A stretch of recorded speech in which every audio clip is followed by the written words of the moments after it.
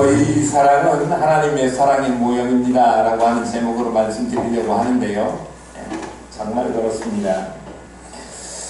오늘 읽은 말씀에 보면 자녀를 사랑하지만 어찌할 수 없는 상황에 처해 있을 때 과연 어떻게 했는가 살펴보면서 함께 이 본문으로 은혜를 나누려고 하는데요, 이스라엘 민족이 포로로 처음에 애굽 땅에 정착한 다음에 포로 생활할 때 처음에는 숫자가 그렇게 많지 않았어요.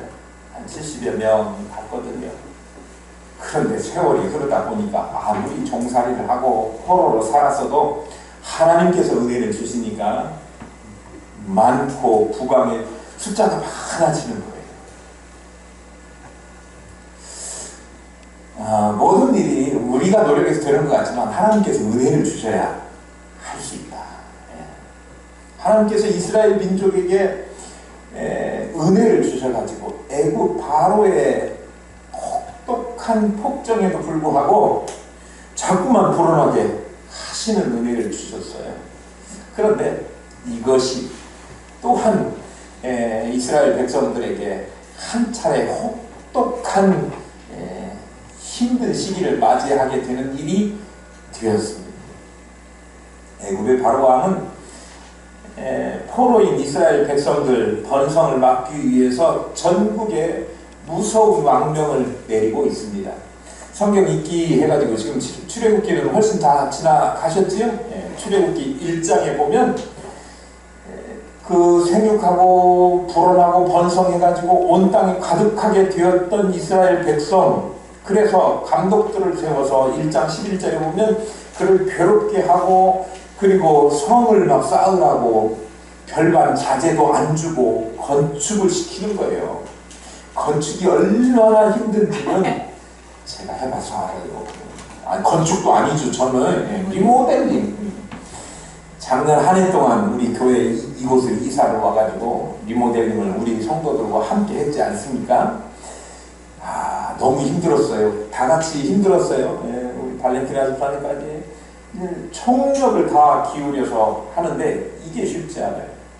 지금은 제가 다시 살이 조금 올라왔지만 건축을 하는 동안에 리모델링을 하는 동안에 살이 잘 빠지더라고요. 그래서 살 빠지기를 원하시는 분들 추천하는 다이어트가 건축 다이어트입니다.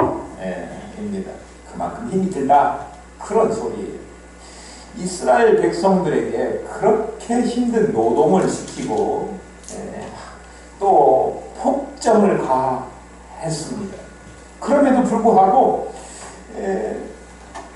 계속해서 인구가 불어나는 거예요. 히브리 사람들 인구가 자꾸만 늘어나니까 선파들을 시켜가지고 애 낳을 때 해산을 도울 때 그 자리에 와가지고 아들 낳으면 죽이고 딸이면 살려주고 이렇게 명령을 내립니다.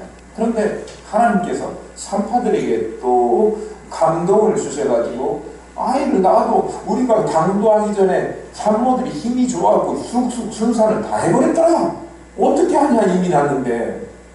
이렇게 해서 아이가 많아지게 되었는데 그래도 또 왕이 그 뜻을 거두지 않고 계속해서 명령해가지고 아들이 태어나거든 너희는 그들을 나일강에 던지고 딸이거든 살려두라. 아들 태어나면 죽여라. 이런 이야기를 어명으로 내리게 됩니다. 이런 핍박이 극심한 가운데 오늘 모세라고 이름 불리워지는 물에서 건져냈다라고 이름 지어진 모세가 태어나게 됩니다. 모세는 레위 지파의 후손입니다. 아버지 엄마 이름이 혹시 뭔지 기억하시나요? 6장에 가면 6장 20절에 가면 어머니 아버지 이름이 기록되어 있습니다. 아므람이라고 하는 그들의 아버지의 요기벳을 아내를 맞았다. 그러니까 아버지는 아므람 그리고 모세의 어머니는 요게벳 둘 사이에서 모세가 태어나게 되었습니다. 아기가 태어났어요. 아주 어렸을 때는 울음소리도 응애 하고 그냥 조금만 해서 집 밖으로 새어나가지 않아서 키울 수가 있었는데 한 3개월 젖을 먹더니 얘가 이제 힘이 우렁차져가지고 울음소리도 커지고 도저히 안에서 울음소리를 숨기면서 기를 수 없는 상태가 되었습니다. 만약에 히브리 아이인데 살려두고 그렇게 키웠다 그러면 어머니를 비롯해서 가족 모두가 불이익을 당하게 될 거고 아마 왕명이잖아요. 추상 같은 왕명, 그것도 악명 높은 바로 애굽의 왕, 그 왕명을 거역했다가는 아므람이나 아니면 요게벳이나 엄마 아빠 다 처형을 당해야 될지도 모르는 상황이 되었습니다. 고생이 많았겠죠. 고민이 많았겠죠. 밤잠은 잤겠습니까? 생각 끝에 모세를 갈대 상자에 넣어서 나일강에 띄우겠다 그렇게 생각을 했습니다. 그래서 오늘 본문에 보니까 3절에 모세를 갈대 상자에 넣어가지고 나일강에 띄우게 됩니다. 아니 갈대 상자 물속에 금방 잠기는 거 아니야? 그랬는데 거기에 뭐 발랐다고요?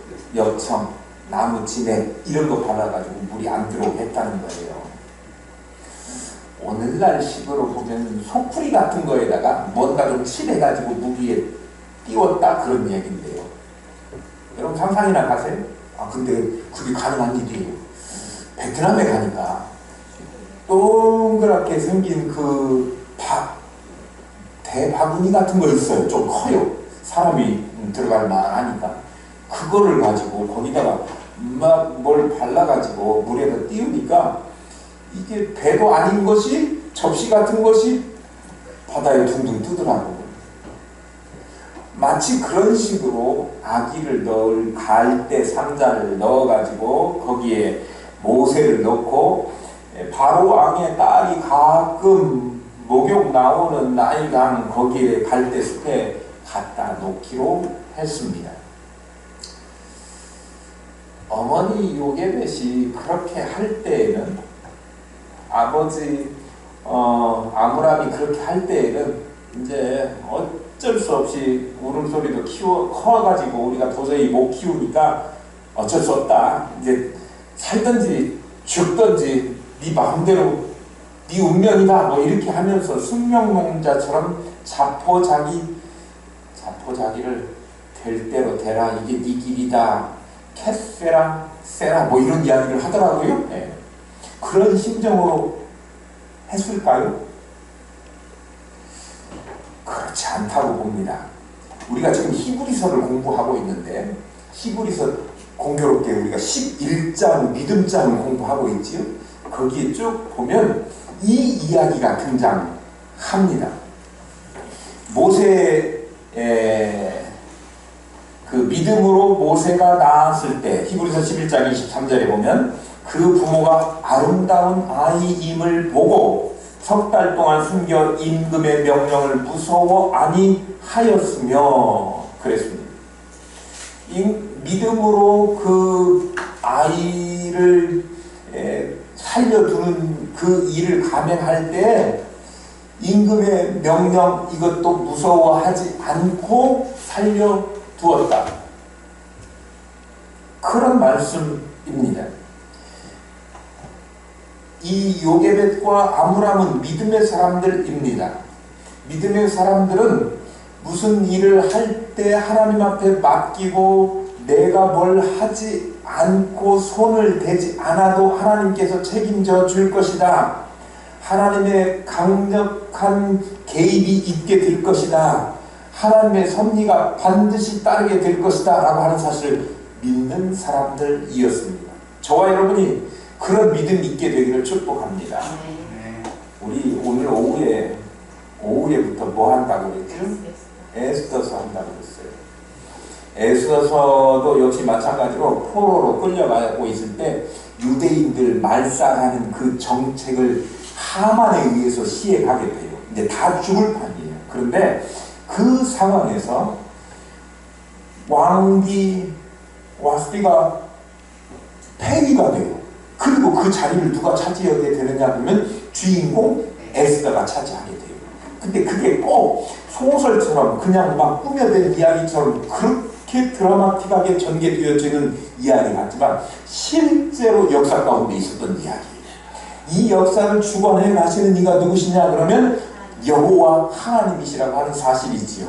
하나님께 맡기면 하나님의 섭리에 의해서 우리의 생사 화복 모든 것을 주관하시는 하나님께서 책임져 주시겠다라고 하는, 책임져 주실 것이다라고 하는 믿음이 누구에게 있었느냐 그러면 누구에게?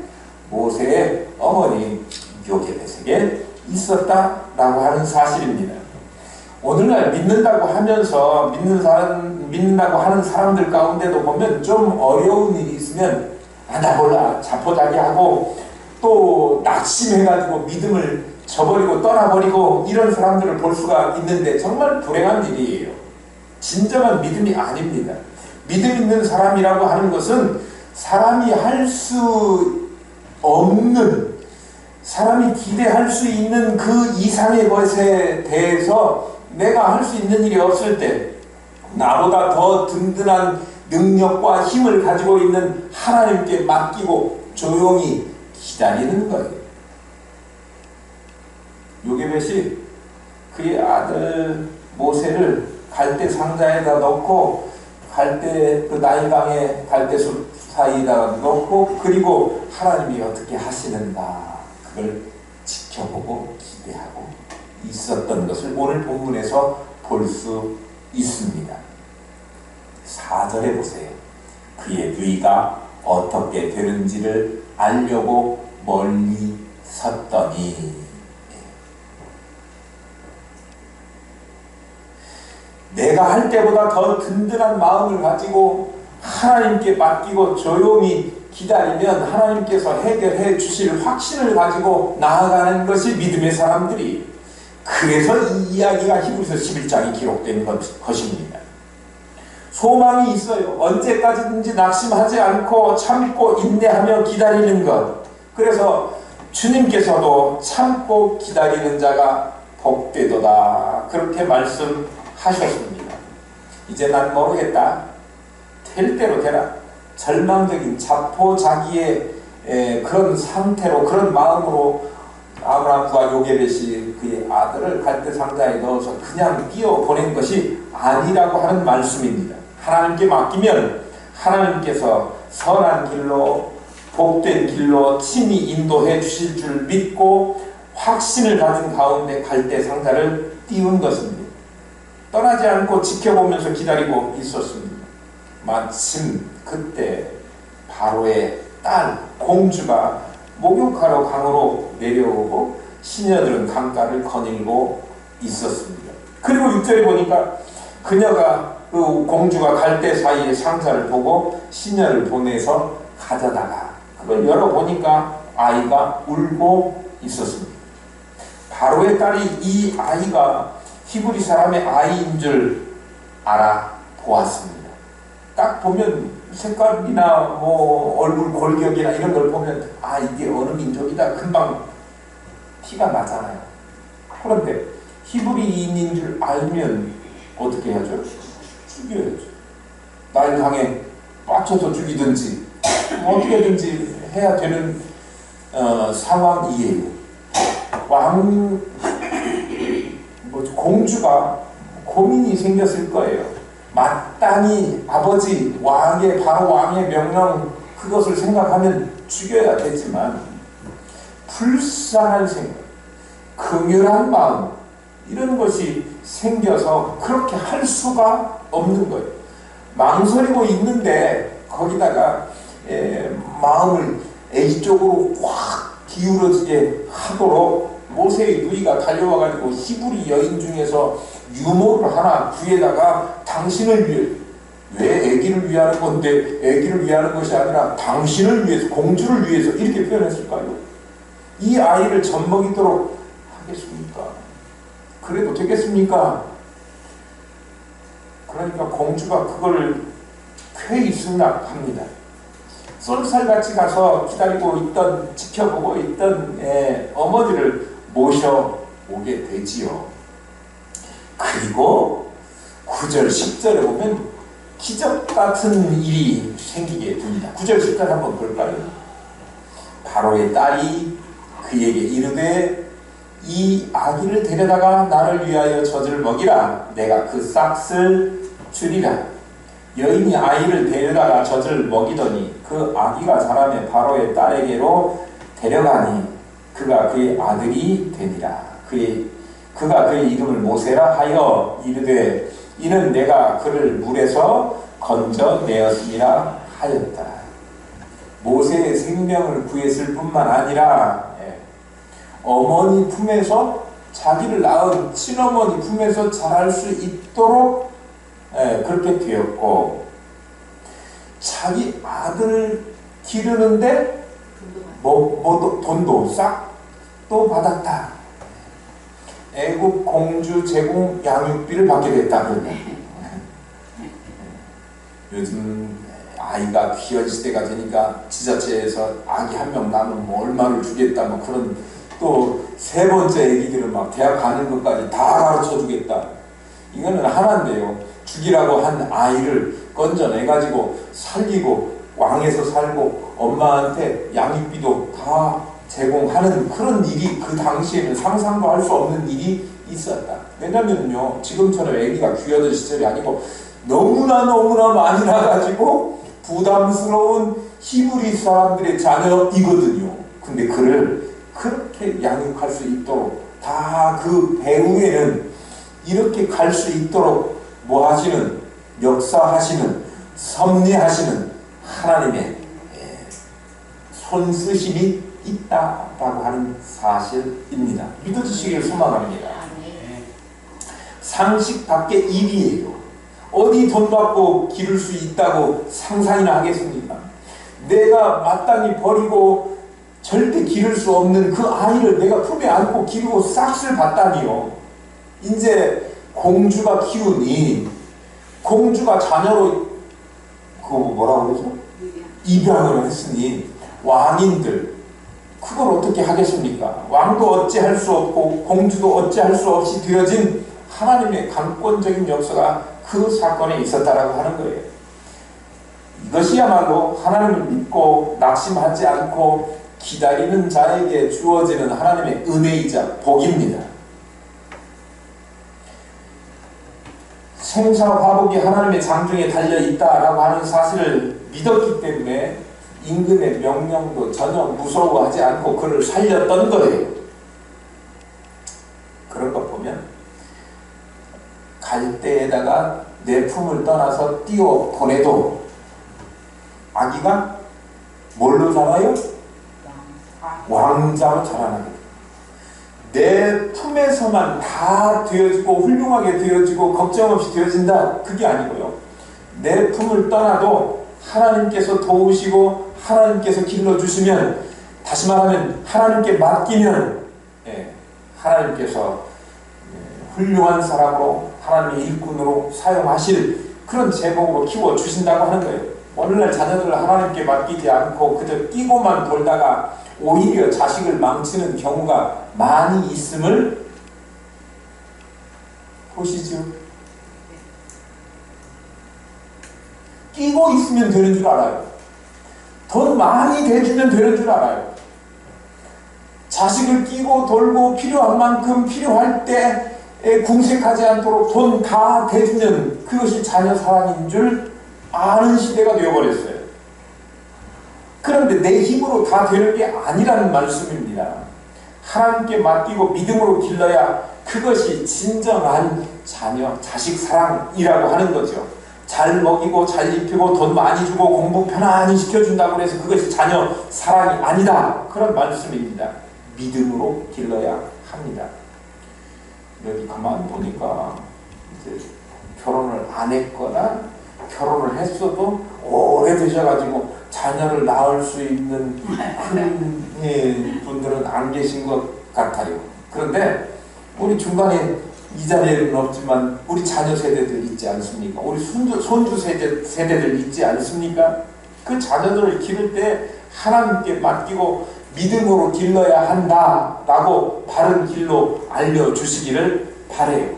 하나님의 말씀으로 양육해야 하는 것입니다. 부모들은 하나님의 자녀를 내 것이라고 착각하지 말고 하나님의 자녀를 기르는 청지기요 유모라고 하는 생각을 가지고 내 뜻대로 키우는 것이 아니라 하나님의 뜻대로 하나님의 말씀으로 양육해야 한다라고 하나님이 부탁하신 하나님의 말씀과 사랑으로 길러야 하는 것입니다. 우리는 사무엘의 어머니 한나를 압니다. 한나가 사무엘을 낳을 때 이른 나이, 어린 나이에 낳은 게 아니에요. 아이를 낳지 못해서 아이 하나 주십시오 기도하고 눈물로 그렇게 해서 얻은 아이입니다. 너무도 귀한 아들이에요. 그런데 그 아들을 한 시간도 떼어놓기가 아까울 늦게 그나마 소원해서 얻은 아이를 어디다가?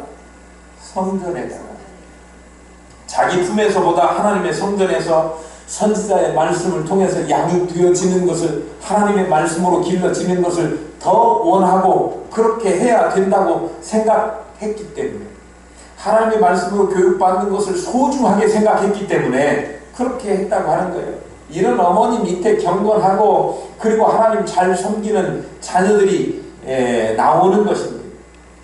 세례 요한의 어머니 엘리사벳도 그랬습니다. 우리 역사 가운데 어거스틴이라고 하는 성인으로 추앙받는 그 어머니 모니카도 역시 자녀 아들을 위해서, 어거스틴을 위해서 그렇게 기도하며 하나님께 맡기고 양육했던 것입니다. 하나님께 맡기고 믿음과 사랑과 하나님의 말씀으로 양육하는 것이야말로 진정으로 사랑하는 것이다. 우리가 인간 부모로서 자녀를 잘 기르고 잘 키운다고 하지만 우리가 생각하는 그 양육 방식의 결과가 때로는 자녀를 반대로 나쁜 쪽으로 좋지 않은 결과를 만들어내는 경우가 있습니다. 악어는 모성애를 가지고 있는 그 파충 중에 굉장한 모성애를 가지고 있다고 알려져 있습니다. 악어가 알 낳게요? 새끼 낳게요? 알 낳아요. 알을 낳는데 알을 낳아가지고 거의 오랜 세월 한 3개월을 품어요. 그리고 부화하죠. 3개월 동안 알을 품는 동안에 자기는 아무것도 안 먹는, 안 먹고 그 오롯이 알만 품는 것을 그렇게 집중해서 하고 먹이도 안 먹으면서 본인은 그렇게 하면서 희생하면서 알을 품는데 알에서 깨어나잖아요. 그럼 새끼 악어 귀여워요.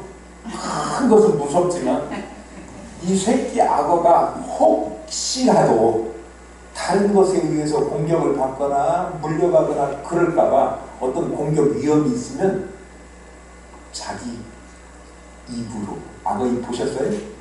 어디 가니까 막 악어 입에 사람 머리를 집어넣고 하는데 정말 무섭고 그거 하다가 사고 난 일도 있다고 해요. 한번 악어 이빨에 하면 살아남기 힘들어요. 그런데 그 무시무시한 악어 입으로 자기 새끼를 문다는 거예요.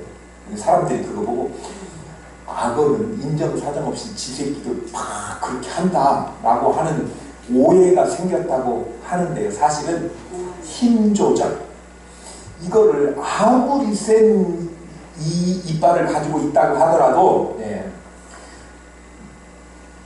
아주 살짝 자기 새끼 악어를 물을 때는 살짝 물어가지고 입속에다가 악어 새끼를 품고 위험이 가실 때까지, 지나갈 때까지 기다린다는 거예요.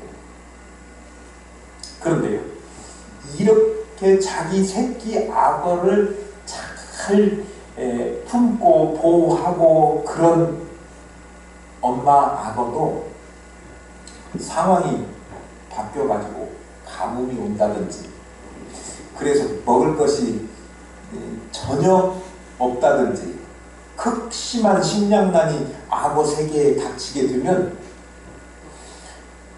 자기 새끼를 먹어요. 진짜.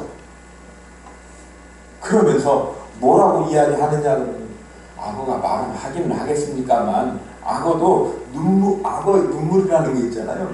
눈물을 흘린다는 거예요. 아이고 불쌍해, 아이고 불쌍해 하면서 눈물을 찔찔 흘린다고 합니다. 그래도 자기가 자기 악어의 종족이 완전히 멸망하는 것을 막기 위해서 불가피하게 자기 새끼이지만 악어를 잡아 먹는 거예요. 생존을 위해서. 동물 세계예요. 그래도 내가 내 새끼를 잡아먹는구나 라고 하는 것은 엄마 악어가 알아요, 몰라요? 알겠죠. 알아요. 그런데 사람은 자기 새끼를 잡아먹는 일인 줄도 모르고 그 일을 하는 경우가 있어요. 무조건 자녀들이 원하는 대로 잘못 가도 잘한다고 하고 추워주고 자존감이 낮아지면 안 되니까 우리 애기 누군가가 손만 대도 뭐라고 혼만 내도 다른 어른들이 뭐라고 해도 아니 애기가 그렇게 하면 안 되는 상황인데 그럼에도 불구하고 자기 자녀들만 감싸고 도는 부모들, 이거는 부모가 뭐 하는 거예요? 자기 자녀를 잡아먹는 거하고 똑같아.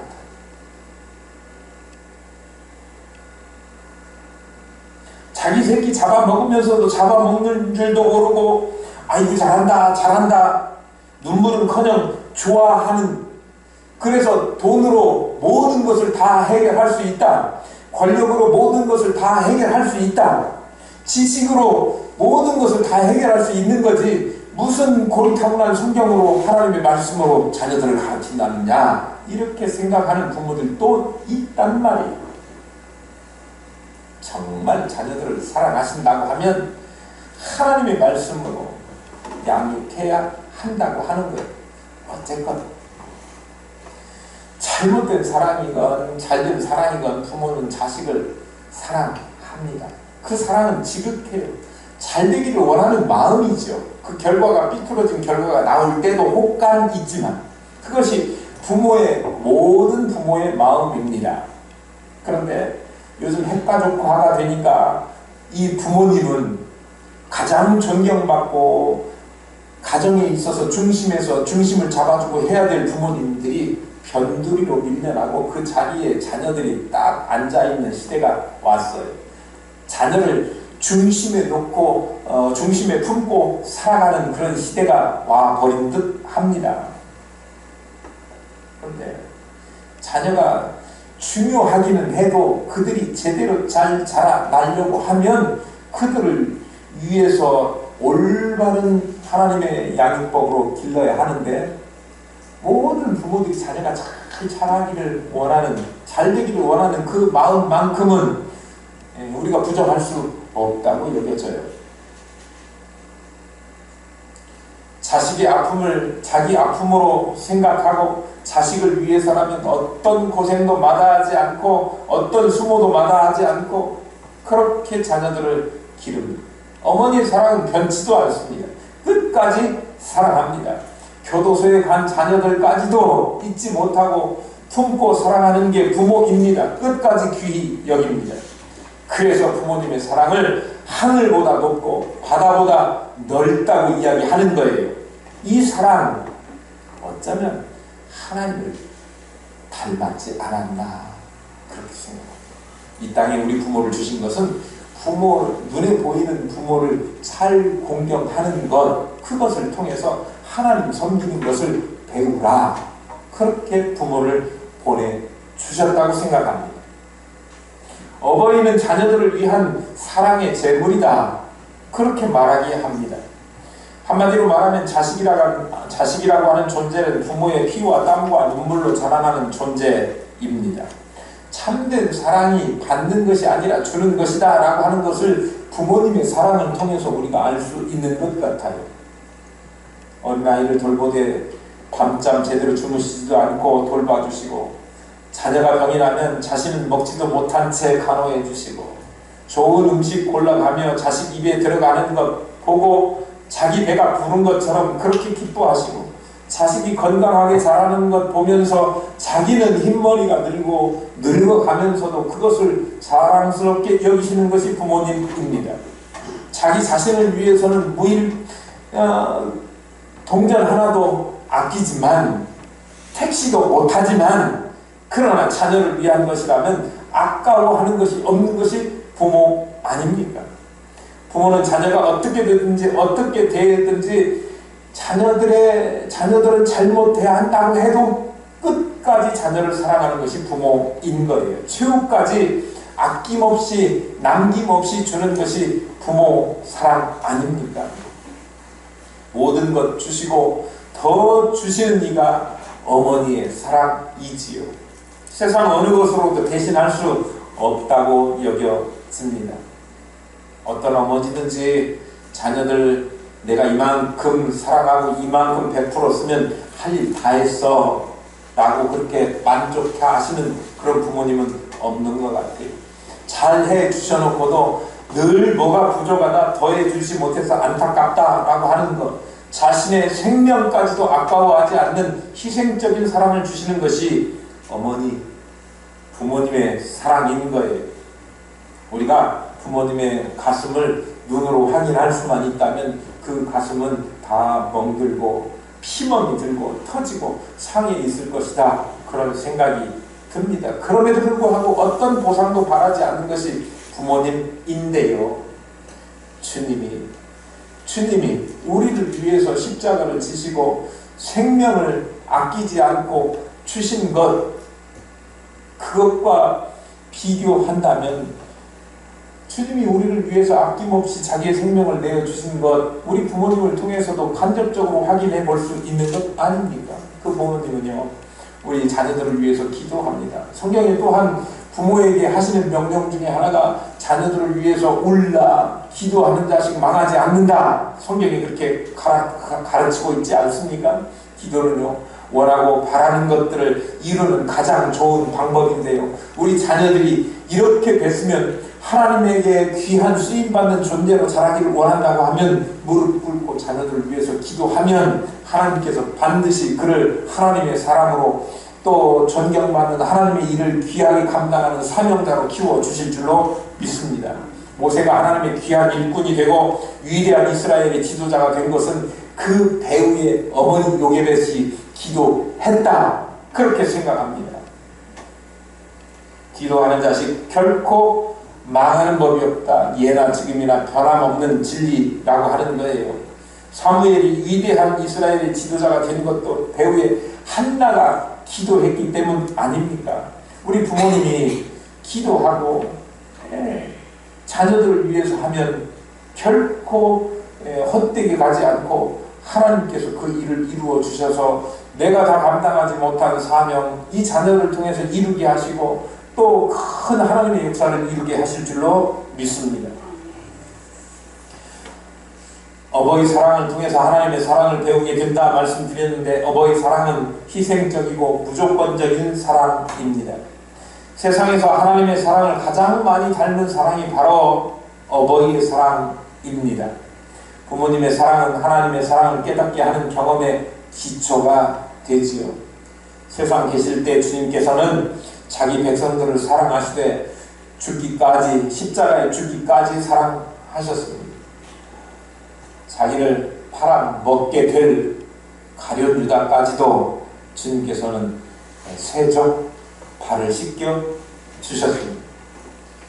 그리고 자기를 모른다고 나는 예수라고 하는 사람 몰라요 라고 부정하고, 또 때로는이 아니라 끝에 가서는 급기하는 주님을 배반하기는커녕 배반하는 거에 덧붙여 저주하기까지 했던 베드로, 그의 발도 씻어 주셨습니다. 죄인된 우리를 위하여 십자가에 죽기까지 우리를 사랑하셨고요. 뿐만 아니라 십자가 위에서 못 박는 그 무지한 사람들을 위해서 아버지여, 저들이 하는 일을 몰라서 그렇습니다. 용서해 주십시오 라고 끝까지 품어주고 용서하는 사랑을 보여주신 그 사랑이 하나님의 주님의 사랑입니다. 누가복음 15장에 보면 탕자의 비유가 나옵니다. 아버지가 먹여주고 입혀주고 그러던 가정을 떠나서 나 혼자 잘 살아보겠다, 지분을 미리 달라고 해가지고 모두 다 탕진하고 그리고 거지가 되어서 돌아옵니다. 저 멀리서 오는데 그를 맨발로 나가서 맞아주시는 것이 아버지의 사랑이고, 끝까지 용서하고 품어주는 것이, 그리고 자기 아들로 다시 받아서 가락지 끼워주는 것이, 뭘 잘했다고 가락지를 끼워줍니까? 그것이 부모님의 사랑이고 하나님의 사랑인 거예요. 그저 용서해 주시고 여전히 사랑해 주시는 부모님의 사랑은 전 생애를 통해서 우리에게 모범이 되는 큰 베푸는 사랑을 가르쳐 주시는데요. 하나님의 사랑이, 주님의 사랑이 그렇다고 하는 거예요. 그렇다면 우리가 하나님 잘 섬긴다, 하나님 섬기는 사람이다, 그런 사람이 되어야 될 텐데요. 그러면 하나님의 사랑과 닮은 우리에게 큰 사랑을 주셨던 부모님께는 어떻게 해야 할까요?